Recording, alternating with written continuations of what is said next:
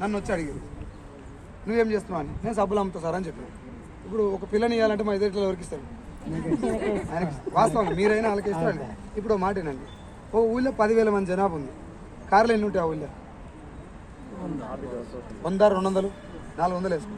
షాంపులు ఎన్ని ఉంటాయి? సబ్బులు ఎన్ని ఉంటాయి? కారు చచ్చిపోయిందాక ఎన్నిసార్లు ఉంటావు షాంపులు? ఆ లోతు అర్థం చేసుకోవాలి తెలివికల్లోడు అయితే.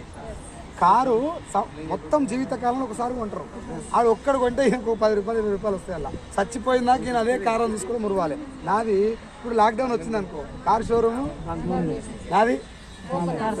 మనిషి పానంతో ఉండి వాడు పానం చేసి బోధింటు చాలు. దీని డోకా సబ్బులు చూడకూడదు, ఇలా భవిష్యత్తు చూడాలి. పోనీ మనం సబ్బులు పట్టుకొని ఇంట్లో పెట్టుకొని అమ్ముతున్నామా? లేదుగా. నోటి మాట.